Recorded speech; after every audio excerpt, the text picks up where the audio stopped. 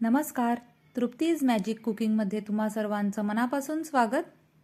आज आपण इथे बनवणार आहोत उपवासासाठीची बटाट्याचे खमंग असे थालीपीठ। हे थालीपीठ बनवायला जितके सोपे आहेत तितकेच खायला चविष्ट आहेत। चला तर मग रेसिपीला सुरुवात करूया। साहित्य आहे 3 मध्यम आकाराचे बटाटे,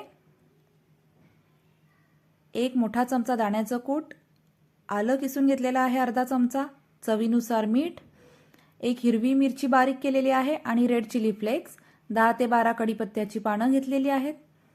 आता या ठिकाणी मी बटाटा किसून घेतलेला आहे।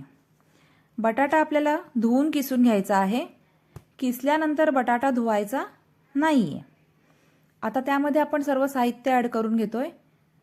मीठ घालून घेतलेलं आहे, हिरव्या मिरच्या, रेड चिली फ्लेक्स घालून घेतलेली आहे, किसलेलं आलं घातलंय, त्याचप्रमाणे 1 चमचा भरून दाण्याचं कूट घातलेलं आहे, 10 ते 12 कढीपत्त्याची पानं घातलेली आहेत आणि हे सर्व आपण चांगलं मिक्स करून घेणार आहोत।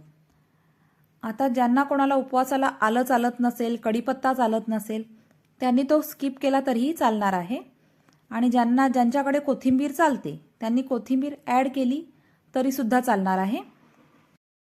इथे आपण बटाटा किसल्यानंतर धुतलेला नाहीये, त्याच्यामुळे त्याच्यातील स्टार्चनेच त्याला छान बाइंडिंग येणार आहे।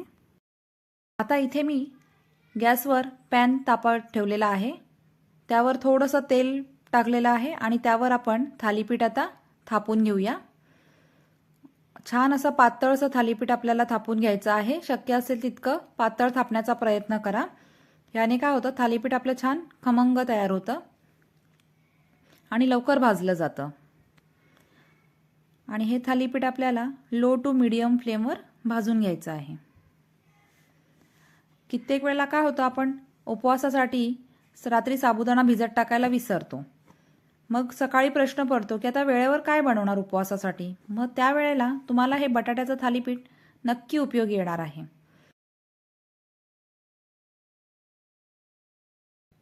आता वरून थालीपीठाला थोडंसं तेल लावून घ्यायचं आहे आणि आता इथे हे थालीपीठ आपण पलटवून घेऊया।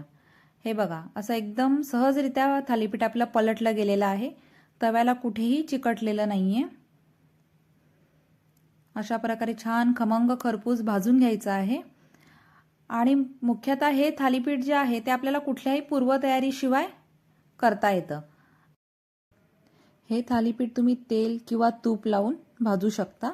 हे थालीपीठ तुम्ही एकदा नक्की बनवून बघा, बनवायला अगदी सोपे आहेत आणि चवीला खमंग आहेत। आता श्रावण महिन्यात खूप उपवास चालू होतात, त्यामध्ये वेगवेगळं काय बनवायचं असा नेहमी प्रश्न पडतो, त्यावेळेला तुम्हाला हे थालीपीठ नक्कीच उपयोगी येणार आहेत। अशाच प्रकारे आपण दुसरंही थालीपीठ करून घेणार आहोत। या ठिकाणी आपण दोन्ही थालीपीठं तयार करून घेतलेली आहेत। हे थालीपीठ तुम्ही दह्यासोबत सर्व करू शकता। रेसिपी आवडली असेल तर चॅनलला लाईक करा, सबस्क्राईब करा आणि शेअर करा। धन्यवाद।